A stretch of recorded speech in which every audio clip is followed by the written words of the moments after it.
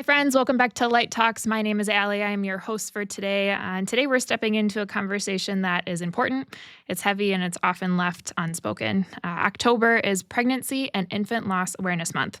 And we want to take this time to honor the little lives that were lost, comfort those who are grieving, and talk about how we can come alongside one another in love. Infant loss and infertility can feel so isolating. Many parents carry this grief silently because it's painful. It's deeply personal, and often it's misunderstood. But here on Light Talks, our heart is to bring these hidden struggles into the light because we believe God meets us in the middle of our pain and promises that He is close to the brokenhearted. Today, I'm joined by Theresa Kramer and Kim Fenske, two women who have walked this road themselves. They're here to share their stories, not because the hurt has disappeared, but because even in their grief, they've experienced God's presence, His comfort, and His healing. So whether you're listening as someone who has lost or as someone who longs to support a friend or family member who has, I pray this conversation points you back to the God who sees, who knows, and who holds us through it all. Ladies first, thank you for being here. Before we dive into today's topic, could you briefly introduce yourselves so our listeners know who you are? Who wants to go first? Kim? I can go first, sure. I'm Kim Fenske. I am a mom of five. A little bit about myself. I was originally a teacher. I did daycare for many years when I was raising my littles. And then from there, I went to different office type jobs. And now I'm a leadership coach for Paper Electric. Awesome. Thank you. Theresa? All right. Yeah, I'm Theresa, married to Joel. We're both married to Joel. Yes. So my Joel and her Joel. Joels. Married to my Joel. Yeah. And we have four kids, adults, I guess I should say. And my background is momming and education. And now I'm a clinical mental health counselor. Awesome. Well, thank you both for being here. We're going to dive right in right away. I'd like to start simply by giving you space to share your stories. So each of you has walked through loss in your own unique way. I know we talked about this right before we got on. So Theresa, do you want to share your story first? Yeah. I have, I would say, a couple of different chapters to my story. So how I connect with this topic is a couple years into our marriage, we found ourselves in experiencing stillbirth. This was our second pregnancy. We had one child already, Paul, and when he was about a year, we found out that we were carrying Abby, but she was no longer with us. So that was about when she was about 25 weeks along. And we can get perhaps a little bit more into what that part of things is like down the road. But we lost Abby in September of 99. Went on to have a few more kids, two. We had our Lily and our Isaac. Isaac was a preemie tucked in there, and everything was fine. Then we were expecting again, and I had an early miscarriage in 2004, about 10 weeks along. Clearly different than stillbirth, but also painful, right? Once you realize you're expecting, your whole world changes. And so, we lost, I don't know if that was a boy or girl, right? Too soon. Sure. Went on to have Mac, and then became pregnant again with Layla, and we lost her. In 2006, she was about 23 weeks along. So two different stillbirth experiences along the way, an early miscarriage, and I will say what felt to us like a short season of infertility in amongst that for a time. So this topic touches my heart in lots of different ways. Yeah. Wow. I don't know if I can imagine walking through that. So I appreciate you sharing that. I'm looking forward to diving more into that and what that looked like for you through grief and all of those pieces. But Kim, would you mind sharing your story? Absolutely. It was 2003 for me. Our son, Samuel Martin, we were, go back to the season I was in. I was doing daycare at the time, and we had three boys that were all under the age of 6. So Josh and Andrew and Isaiah. My husband had just accepted a call. He was teaching in Alaska, Wisconsin, and had just accepted a call to Kenosha. So we were in the season of trying to sell a house, and we're doing it real by ourselves. We were selling on it for sale by owner. And I just remember that day of not feeling any movement and drinking some Mountain Dew and still not feeling any movement. So it was that had heaviness. It just felt heavy. So I had that instinct. I knew something was not right. But so I was 32 weeks along when he went to heaven. Yeah. 2 weeks. Yeah. Yeah. Samuel, who and his middle name is named after my grandpa. Mm-hmm. Oh,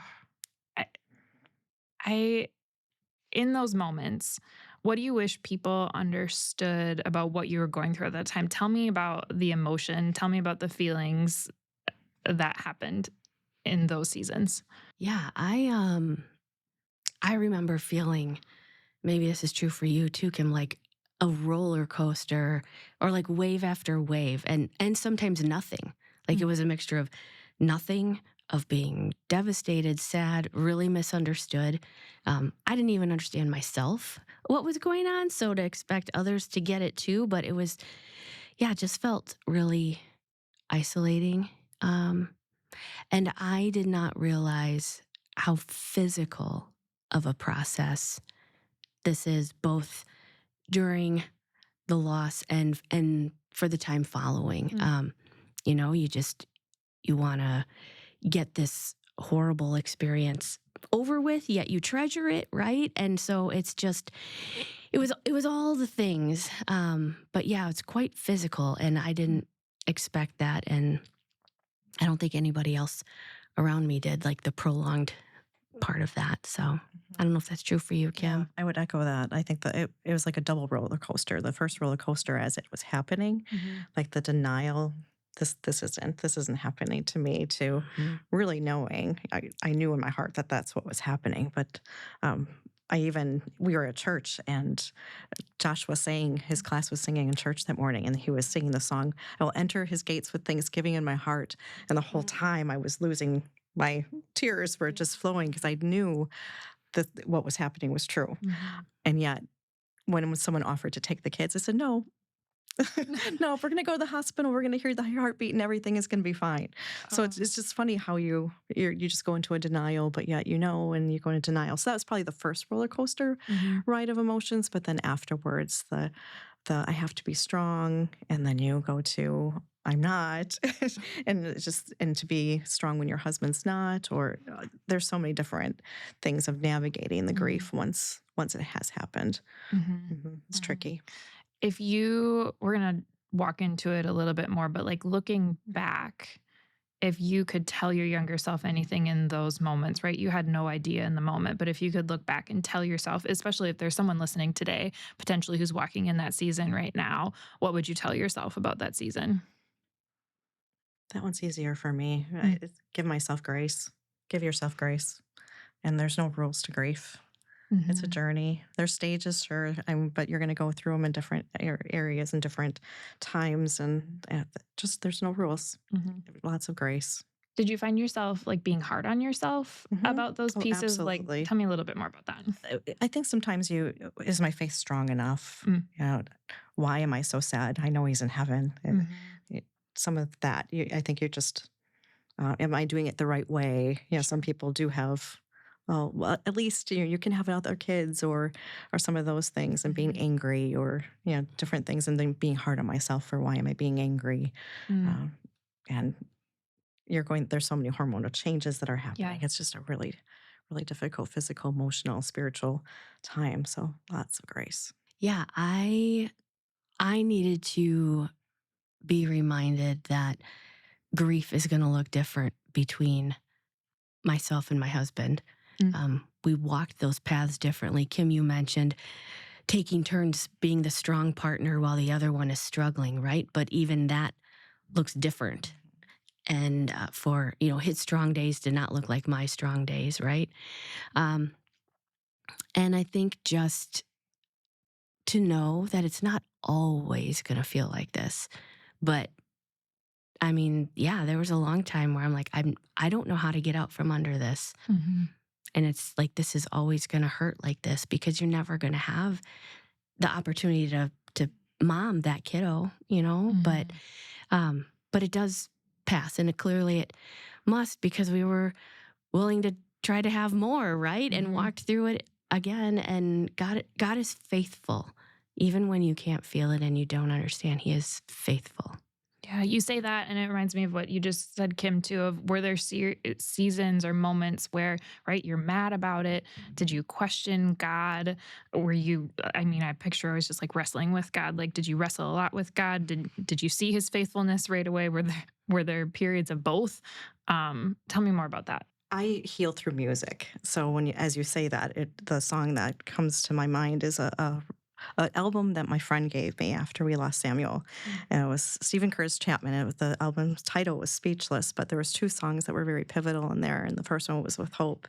And the beginning lyrics in that one is he says, "Never have I questioned more the wisdom of God's plan. This is not at all how we thought your life was supposed to be. We had so many plans for you. We had so many dreams." And just being still in that moment of feeling that, and yet we have hope. We have this hope as an anchor for our soul, firm and secure, that you are in heaven and one day we're going to see you again. Mhm. So that album I just had it on repeat. It was on constant repeat. And the song that followed it was even more so healing for me. The next song was Be Still and Know. Mm. And he repeats the phrase over and over again. So I played those two songs over and over and over throughout my day. It just brought so much healing and peace. What about you, Theresa? Yeah, I think you mentioned the word wrestling, Yeah. right? And that was very true for me. I definitely wondered if God not allowing us to have Abby meant like maybe I wasn't going to be a good enough mom to handle multiple kids, right? Mhm. Or wondering why we didn't get to have ours, but I would see horrible stories in the news of people being terrible to their children, right? And like, why do they get to have theirs? Like a lot of questioning and wondering why this was the right choice for me and my family, Mhm. when from my small mind, this didn't make sense, right? Mhm.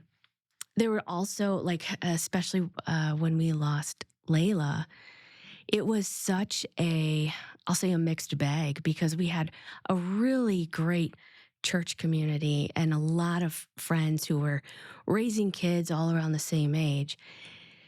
And I don't think I'm exaggerating. Like, I was one of 10 women pregnant in Oh, church jeez. at that time, and a bunch of them were moms in my friend group. So that was tough.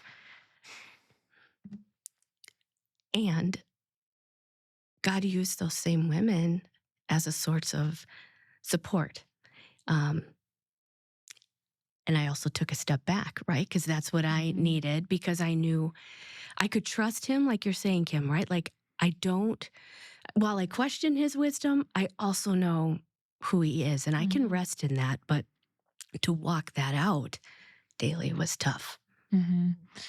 And both of you had pretty strong faith at the time. I think both of you did at that time. I Is there any encouragement you could offer to women who maybe their faith isn't as strong, or they're new to their faith, and this happens to them? Because I think it's so easy then to be like, we can talk about how God works for the good, but these are one of those situations where you're like, I don't see any good come out of this, God. Mhm. Like, what? Like, I can see that turning into a reason to not to find comfort in him anymore. So what about if there's a woman in that state of mind? What could you offer her in this season when she can't see the faithfulness? I can't remember which pastor said it to me, or maybe it was just a good friend, but reminding me that God can handle me being angry, Hmm.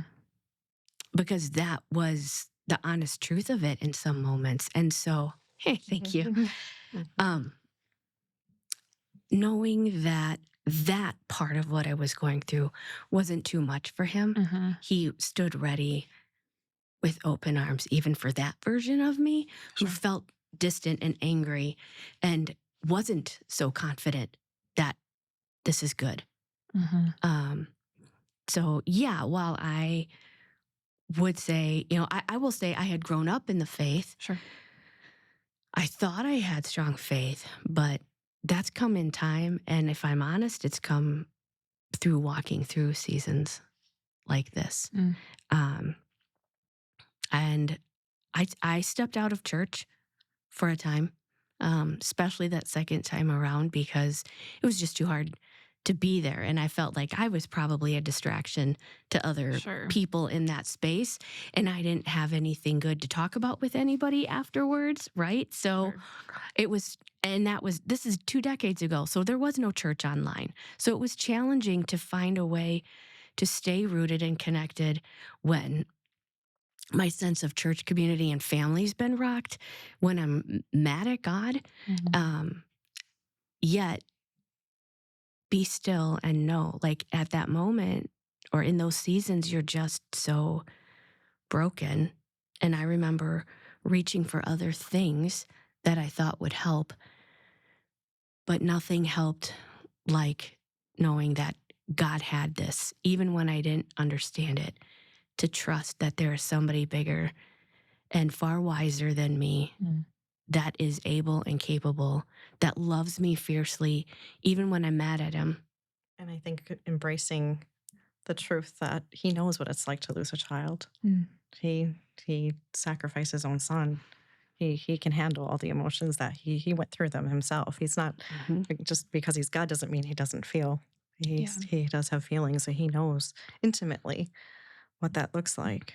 So that brought a lot of peace, and I hope that brings other people peace. Yeah, J.J. Heller has a song called Who You Are. If you could offer Bible passages that were comforting in those seasons, I think I had you both come with some. Like, I'd love for you to share some of those.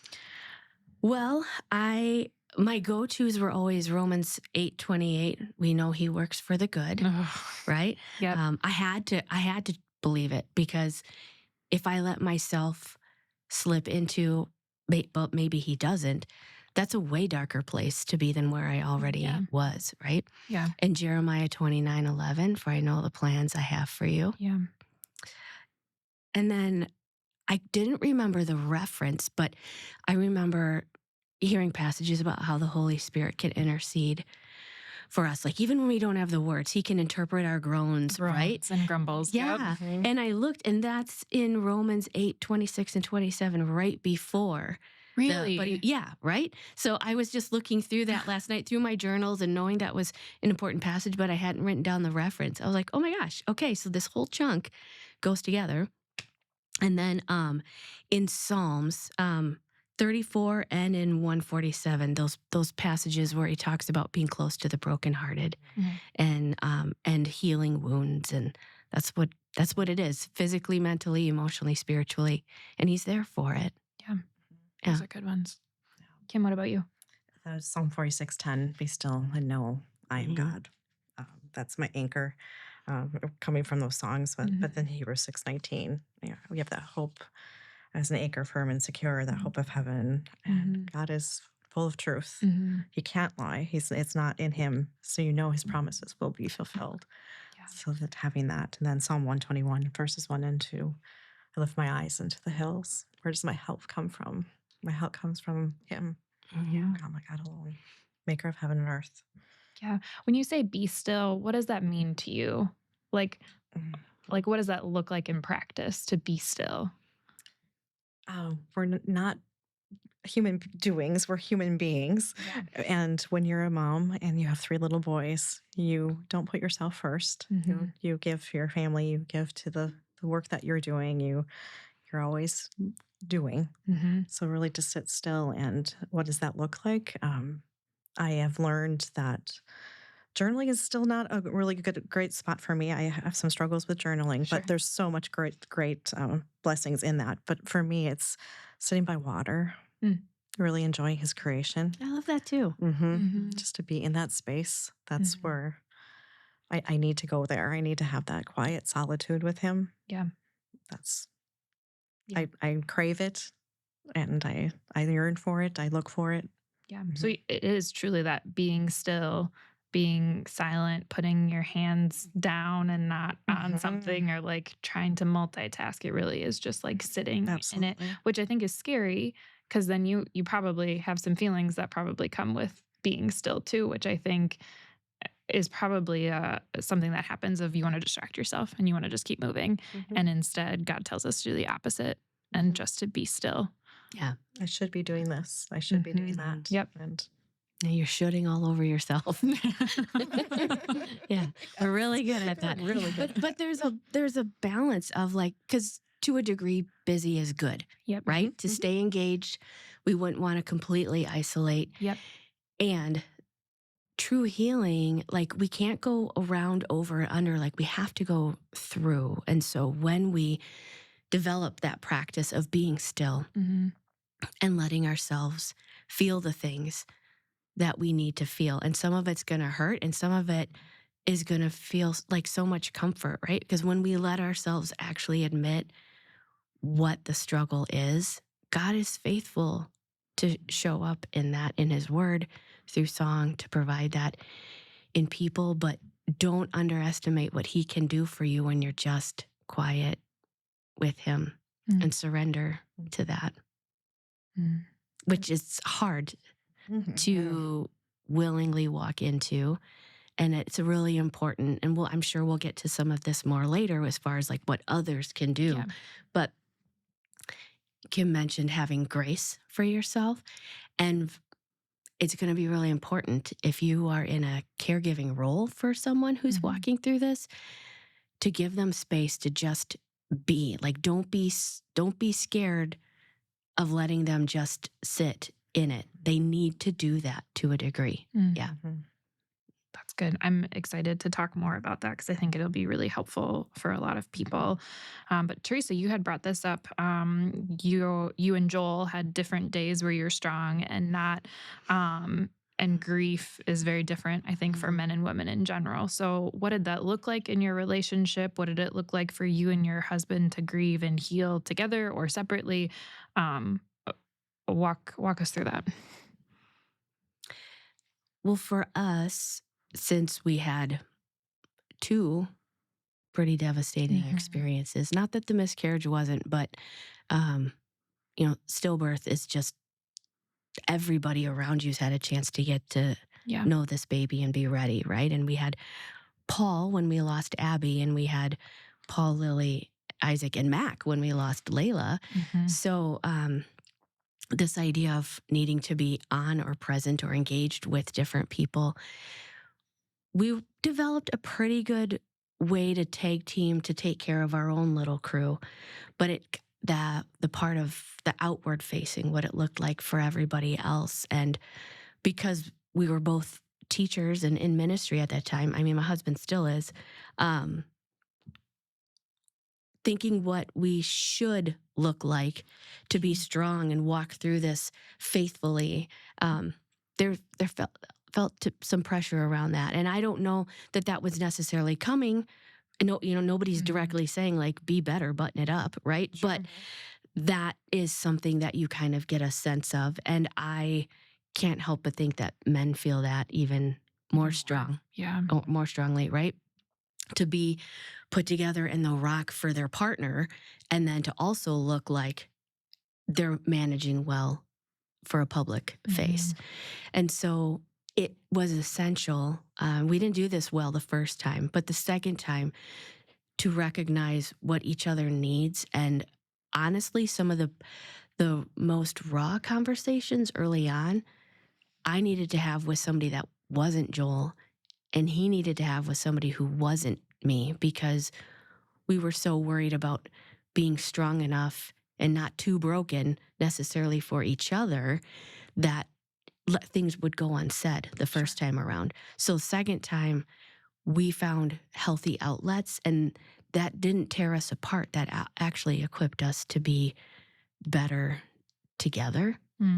Still plenty of stumbling, hurt, not on the same page, or change our mind about things because we got hit with a wave of emotion or heard a song or somebody said something or whatever, right? And for me, that could flip my whole world upside down. Joel's able to stay a lot more constant, and I love that about him, and I hated that about him at times. So, but at the end of that, like, remembering that your husband is not your enemy, and the devil is.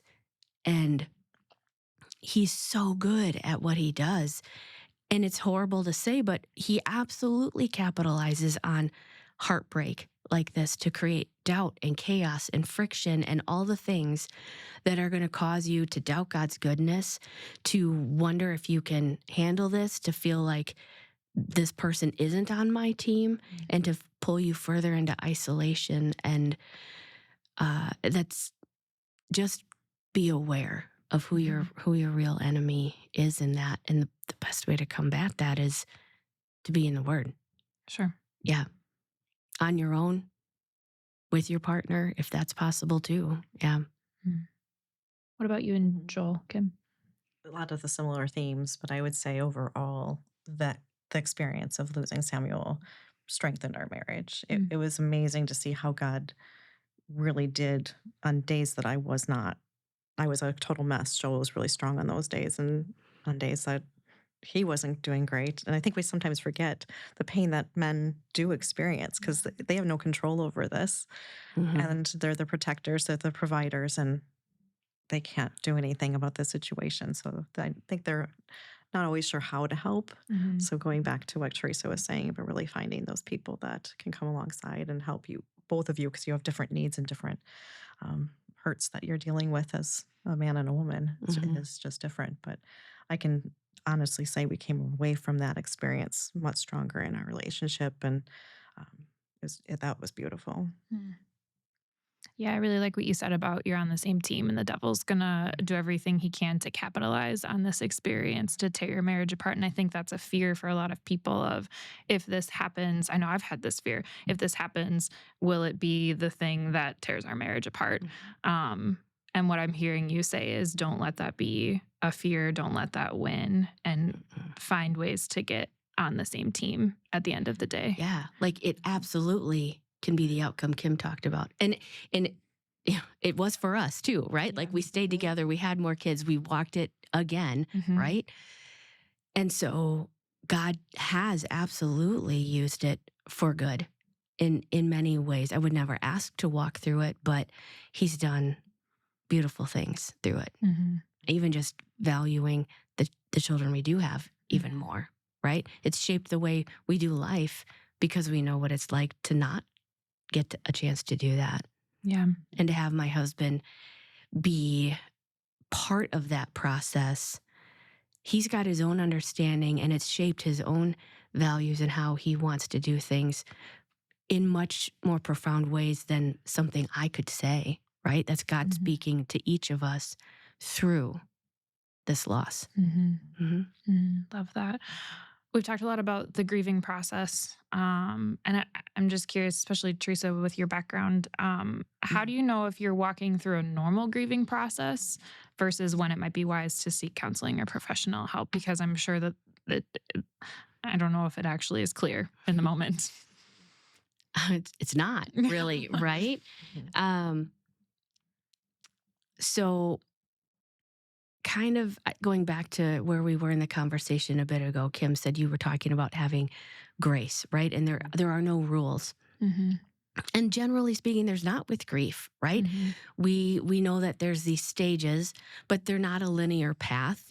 We zigzag back and forth and cycle through. And like with any other loss, when it comes to be the anniversaries or the milestones of things, this particular kind of loss, those are the moments where it can be pretty devastating because you don't have a lot of other people who remember the birthday. It's really just you and your partner, right? And so just knowing that there's going to be elements of that could make grief feel prolonged or misunderstood, because I think there's also this element of, well, nobody else is going to remember this little life. It was just ours. Right?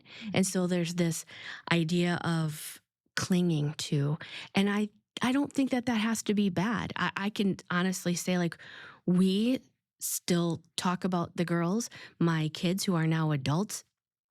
Along the years, they've had their own questions along the way. We don't get together and have birthday cake or anything like that, right? But it is just true, like we will never forget. How could you forget going through something so profound, right? Where we think about grief and wondering if this is a healthy part of the process, right? We're talking about, are there physical aspects going on where someone's not able to eat, not able to sleep, their ability to function and participate life is significantly diminished. You expect that for a season. Yep. And adding to all the hormonal pieces going on, and I referenced that physical nature, right? So like, you might be recovering from part of the procedure. If depending on how far along you were, your milk comes in, and like just all of these things, like your body is still recovering from labor and delivery. You just don't have that little one. And you might think that, well, I should be able to sleep through the night because I don't have a little waking me up, but you don't. Like there's still a lot of sleeplessness that goes with it. But thinking about have your partner keep an eye on that, or if or a trusted friend who you value their input and they knew you before, and being open to them speaking into like, hey, I'm worried about you. I don't want us to like move along and forget about your little one. And I notice you're not leaving the house like ever. Like I've asked you to go to Target or to come for a cup of coffee, or, we're happy to help carpool the kids back and forth to school. And can I drop them off and then can we go for a walk? Something to help your person be engaged yet with life.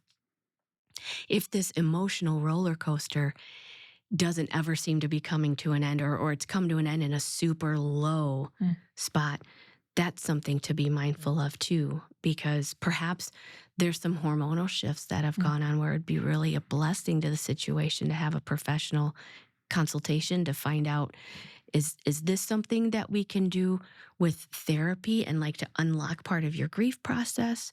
Is there something going on hormonally where maybe some medication or supplements, maybe prescribed yoga, if that's a thing, right? Something to help get you unstuck, because it is possible to come through on the other side and you'll never be the same, but you aren't going to be as broken as you feel in that moment. And if you or your partner or people that care about you, you're getting that feedback or that sense like you're really stuck, reach out. Yeah. That's good advice. Yeah. It's good advice. Reminding people there's no shame and guilt in needing that. It doesn't mean that you're not doing it right. Or there's It's not a faith issue. Nope, absolutely not. That's you're getting stuck, and you need someone to help you flush that out. It's okay. Yeah. A lot of what you both just talked about is community, and we talk a lot about community here on Light Talks. It can make such a difference in a lot of different situations. So what role did community play for each of you, whether that was family, friends, or church? What did that look like in your journey? I had a beautiful community. My friend Jo Thomas, she's in heaven now, but she was an older, wiser woman in our congregation, and she had said maybe about a year prior to that, Kim, if you ever would like to do a Bible study in your home, I'd be glad to do that with you. And okay, so Wednesday mornings at 6 a.m., we had 10 to 12 women that came together, and she led that faithfully every Wednesday. And I had no idea in that group how many people had gone through an infant loss until I was going through it myself, to see them come alongside. My friend Julie lost one at birth, and she remembered Samuel's birthday up until she passed away every year. So there was one year that I didn't remember, and I got a card from Julie in the mail remembering Samuel. Just a really beautiful community. Chris gave me the CD. They all gave me an Afghan that was they just really wrapped me up in love, and it was just a beautiful, beautiful time. But I would be amiss to not mention my doctor. To have a Christian doctor was a true gift. And as I was in the hospital room and processing what was happening, I hadn't delivered yet. And she was not on call. And she came in. It was a Sunday. Wow. Again, Joshua was singing in church that morning. It was a Sunday, and she came in to see me. And one of the comments I made to her was, well, this is what God wanted for me. And she looked me in the face so sternly, but lovingly at the same time. And she said, Kim, God never wanted this for any of us. This is not how he created the world. This is not what he intended for you. Yeah, but to just know, because sometimes I think we go into that spot of, well, yes, we know God allows things to happen, but He doesn't cause them. And I think sometimes we get stuck there. That's where the anger comes into play. And but to have her speak truth into me in that moment, my doctor, it was just amazing. Jill Davidson, still friends with her today. Wow. 22 years later, she's just a bright light.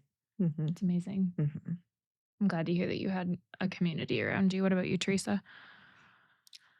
Well, when we first lost Abby, we had a whole congregation around us. My husband was principal of a small school at that time. So everybody knew us, but he had been there a few years before I got there. We got married, we got pregnant, we had Polly, we got pregnant with Abby, and I was still getting to know everybody, but everybody knew him. So it was a different sense of community in that I knew a lot of people were praying for us, but I hadn't really developed all that many friendships of my own. Yep. And so I think that was actually part of the piece that made it tricky between Joel and I, is that he felt really attached and supported, and this was an opportunity to have support or to witness walking through something, and I was super private about it and turned inward. And I know that was anger, and I know there was another mom that I'd grown close to that was having a baby also. So that my jealous and my envy took over, and I shunned community that was probably there for me. I did not do that the second time around. And as I already alluded to, it was still complicated because a bunch of the moms in my friend group were pregnant, and there was a bunch of other women at church also. So it was complicated, but it was still better to have people and to know that they genuinely meant it when they said they were praying for you or thinking about you. They wanted to help. I guess that's part of going through it a second time. I was better at asking for help because I knew what I needed. But I would say if you don't have community, create one. It doesn't have to be big, but don't try to do this by yourself. Talk to someone. Yeah, it's vulnerable. Some people that you try to talk to about it, they're going to end up hurting your feelings. I'm just going to be honest about it. Nobody's malicious. It's well-intentioned, but grief is something, like all of grief, we're not really comfortable with.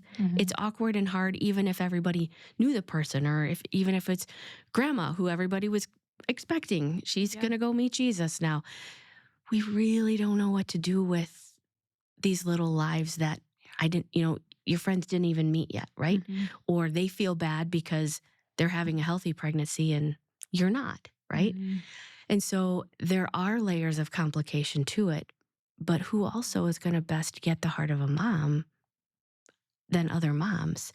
So recognizing that is another place where the devil sits to create barrier and distrust, but it's worth it to find community. And if part of that means first working with your doctor or a counselor, or just with your partner or maybe your sister, I don't know. Sometimes family's complicated too. So, but don't do it alone.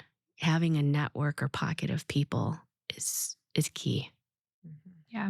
So let's say you have those people around you, then it probably is then still hard to be like super honest and vulnerable with that. So do you have any like advice on start with this or try this, or just sit like how do you even start with that? I think the be with factor is really important, to be in presence with one another. And you don't have to necessarily ask questions or talk, let the other person talk. And if they just don't want to talk, that's okay too. Like, you can sit in silence with somebody, and what a gift that is. I think when it gets tricky is when sometimes we start to say things that we're, like Theresa said, you're so well intentioned, and in that moment you just don't even want to hear it. Like all the I think that at least is probably the biggest one that I heard. Like, well, at least you have 2 more kids, and we had two girls after that, and I still wanted to raise Samuel. Yeah, Don't cheat me of that. I still wanted that. And I think when I go back to that memory too, kind of aside to your question, that was the one child we planned. I don't want to say that because I know so many people struggle to get pregnant, and that was not something that we ever struggled with. So we had these 3 beautiful boys, and I thought, well, by the time I'm 30, I think I would like to be done having kids. So let's have one more. And so it was the one time we planned having a child. Like, I tried to control that. And again, there's no guilt and shame as I say that, because that's where I want to go to. I tried to control it, and God said, no, that's not right either. That's not what God desires for us. But when you realize that He is in control, though, over the all picture, and we do have these beautiful girls, but people are very well intentioned, and they will say things.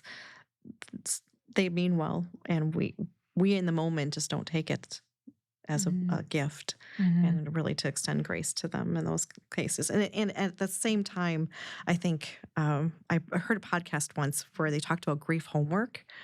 And grief homework is when they ask you, oh, let me know if you need anything. Give me a call if you need something, or if you want me to come over, just let me know. And when you're grieving, whether you're grieving a cancer diagnosis, or you're grieving a loss of a mom or a dad, and whatever grief journey you're on, that it is grief homework. You're asking like a burden. Yeah, you're asking them to tell you what you, when you need something, tell me. But they don't even know. I didn't know what I needed in that moment. And I was, when the food came in, or someone would stop by, or it was such a gift, but I didn't even know I needed it at the time. Sure. So be more specific. I guess with those helpful tips, or how you can specifically say, can I bring a meal to you today? Would that be a blessing? Can I come take the kids? Can I come clean your house? Yeah. Instead of asking what would be a blessing, be specific with what could be a blessing. Yeah, the option. I like that. So what about those seasons? And Theresa, you kind of touched on this a little bit. Sometimes women miscarry before they've even shared the pregnancy, right? Your situation's the one that we've talked about a lot. People knew you were pregnant and expecting a child, and you were well into your pregnancy. What about, you said, I think 10 weeks you miscarried. And I think that's the situation that, culture always says, wait till 12 weeks. So, the pregnancy is viable until you share. And I can't help but feel of like, but if people don't know when you're in that season of grieving, they don't know. And then do you come out at that point and say, like, what are you supposed to do in that moment? Yeah, I have never gone by the like, wait 12 weeks to say something, because I knew that if this isn't going to go well, I don't want to be alone with it. And plus I was always just too excited to not tell, right? Yeah. But my thought process on that is, even if you are someone that's like, I just don't want to say anything until, it's viable at 12 weeks, right? Which we all know that doesn't really mean anything. Sadly, that's why we're talking today. Yeah. I think it's still important to say something, because sadly, you would be shocked at how many women can relate. So many people go through this and they just don't say anything because that's not the cultural norm to talk about it. But if you would be willing to be honest with someone about like, hey, I'm going through it right now. We were expecting and I lost, and I'm just feeling all the things right now. Lots of women would be like, oh, I'm so glad you said something. Me too. Or, hey, would you want to go for a walk later? Or can I bring you some chocolate milk later? Or whatever. Like, the amount of times you're going to hear somebody say like, oh my gosh, I never heard of that, right? That's not a thing. We go through a lot of different ways of vulnerability in pregnancy, and that idea of it taking a village. That's one of the things that I really wished, like, these losses made that feel so much more pronounced, that in our culture and day and age, we don't have a village mentality, right? We're talking about it with finding community, and you can do that, but back in pioneer times, right? Everybody would have known, and we're in this collaborative state of caring for each other. And so I think that part of what the devil, again, uses is our busyness and pride and obligations to take care of other things and this idea that we should be able to just manage this. But a loss is a loss is a loss. I was looking back through my journals trying to find the title of it. I found the title Empty Arms. My friend Susie gave me that book. And it was meaningful, and I think there's been like 3 or 4 editions since then. Sure. But it wasn't that book. It was something else I had read that really drove the point home of like, don't compare losses, whether this is 10 weeks or 15 weeks or full term, like that's still somebody's child. And yeah, the physical consequences and the amount of time they had with that little one are different, but that's still the loss of a dream of having that person in your family. And so that's something that I think is important to hold in context when women are talking about this, so that maybe the woman who experienced an early miscarriage doesn't say anything because somebody else was further along. Let's open that up.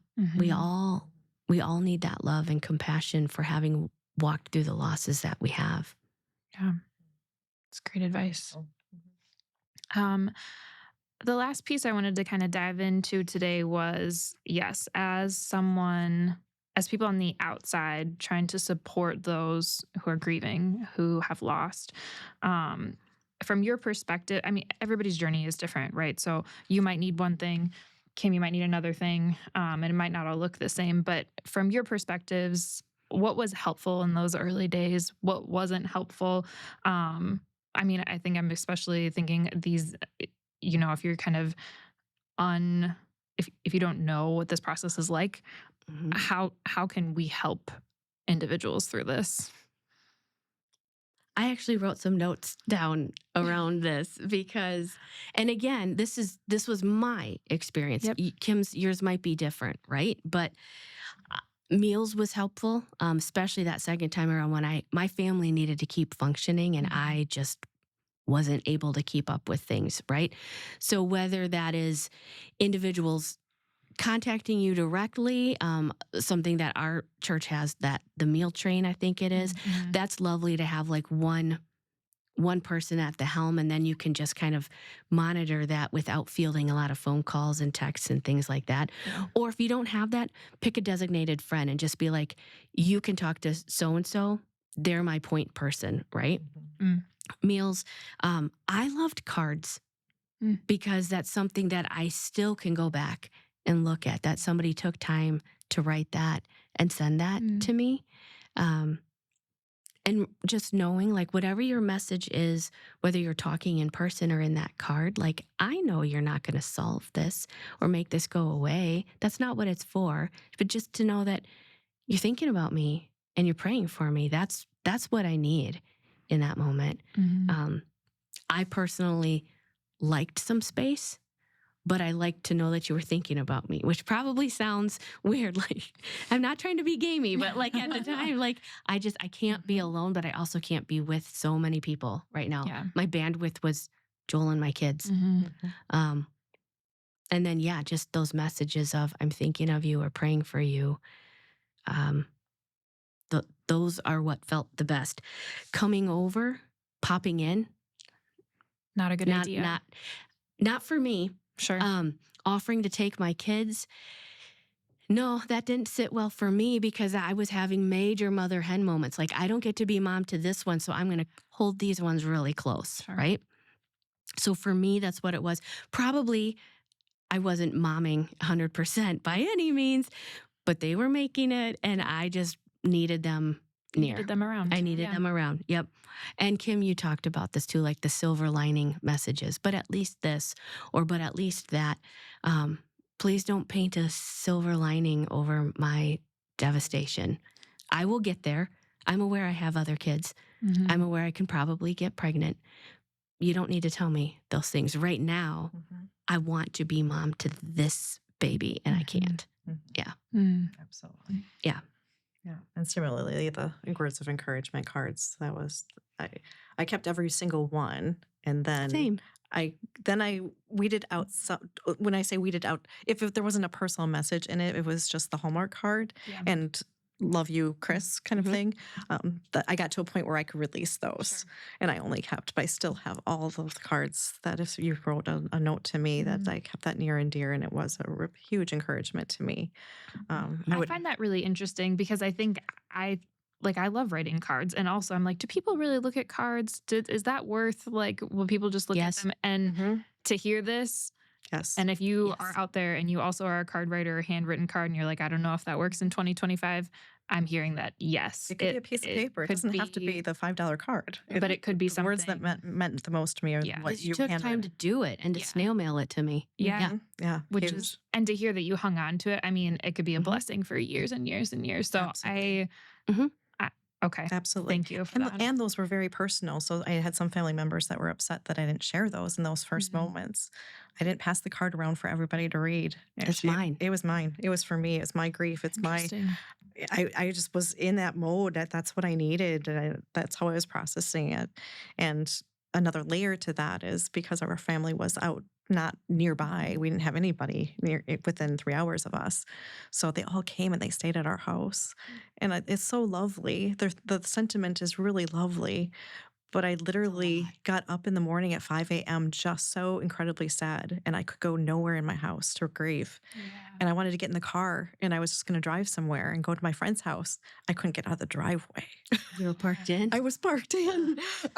So I went to the back swing and I just sobbed in my backyard and feeling silly because I didn't want anybody to see me. It was just, I was having a moment. I don't know what that was about, why I didn't want to be seen.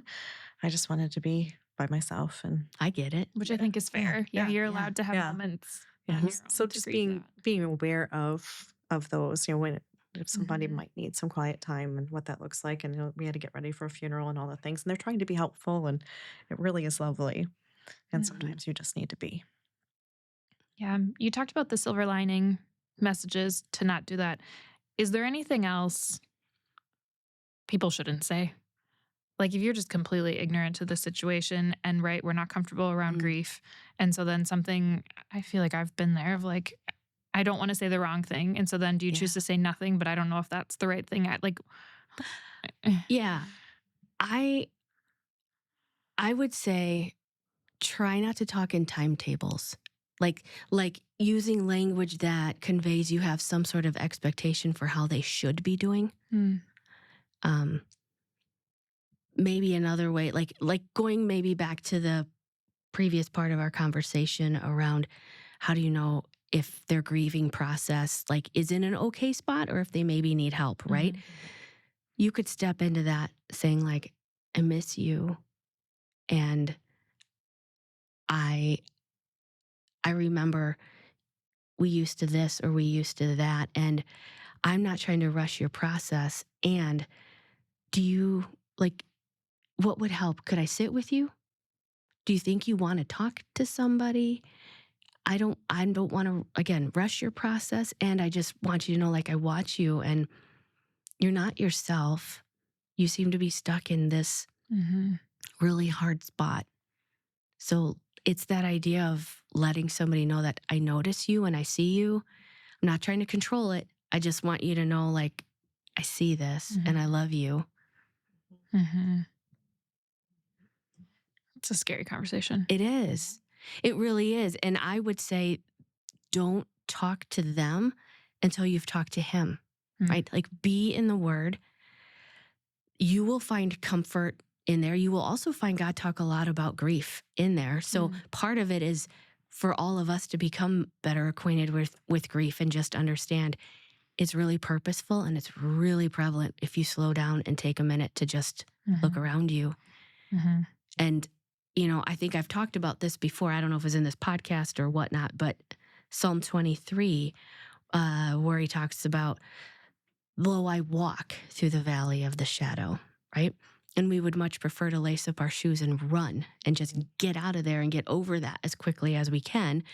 And really well-intentioned friends and family members would love to see us get out of that too. Yeah.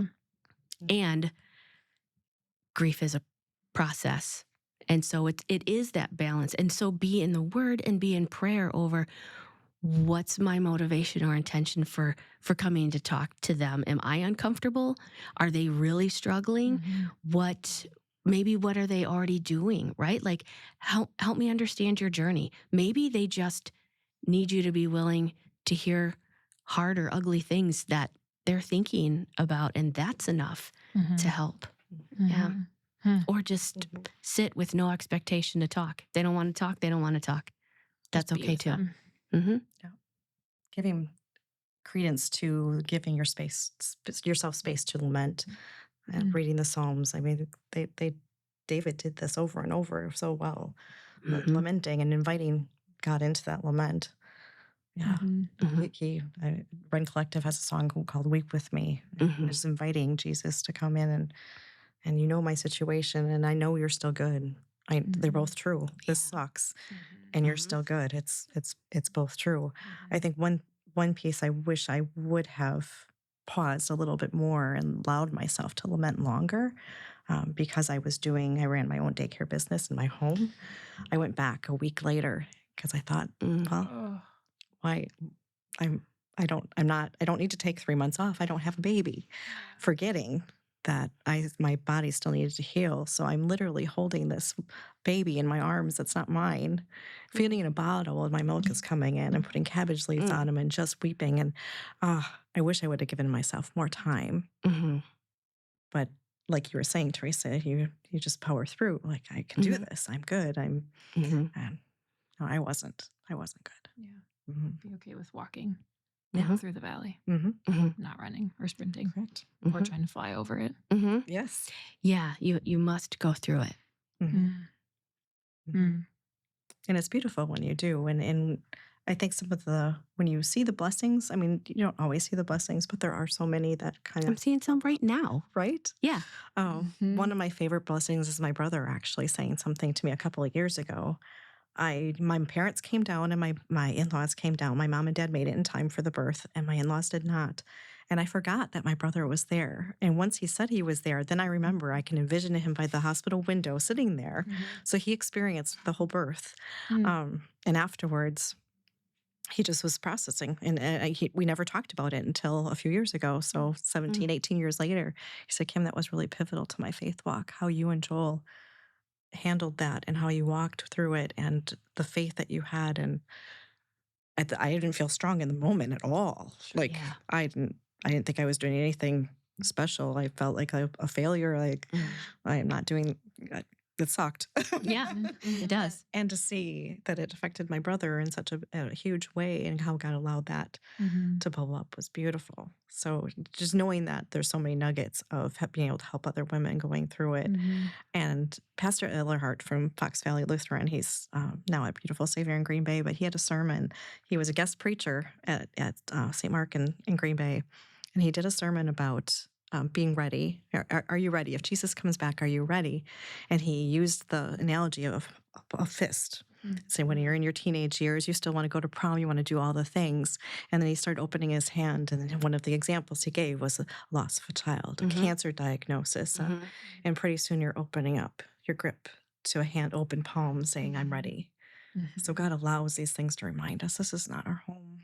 And I have another reason, and you have another reason, and so many women have another reason to look forward to seeing their loved ones one day. Yeah. Just can't wait.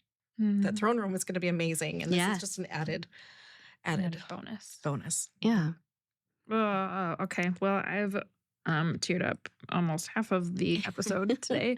Thank you both for being really honest, really helpful. I know I learned a lot. I hope others out there who are grieving found comfort in this, and those who are walking alongside of those who are grieving also found this helpful. Before we wrap up, I love for each of you to share just one final word of encouragement. If you could speak directly to someone listening who has walked through infant loss or infertility, what would you want them to hear today? I think my final word would be echoing a moment what I did before of it won't always feel like this, and to trust God's process. He uses time and his word and others to show up faithfully. Grace always, it's not that my word, but God loves us so incredibly much. We're engraved in the palm of his hand, and our kids are too. And he loves them more than we ever could. And what a beautiful, all outcomes are his. Our job is faithfulness, and his job is the outcomes. Amen. Amen. All right. Well, thank you both. My prayer is that today's conversation reminds those listening that you are not alone. Your grief is seen, your child is remembered, and God is near to you in your pain. So he promises to be close to the brokenhearted. He's faithful to bring light even into the darkest places. So thank you for joining us for today's episode on Light Talks. We'll see you next time.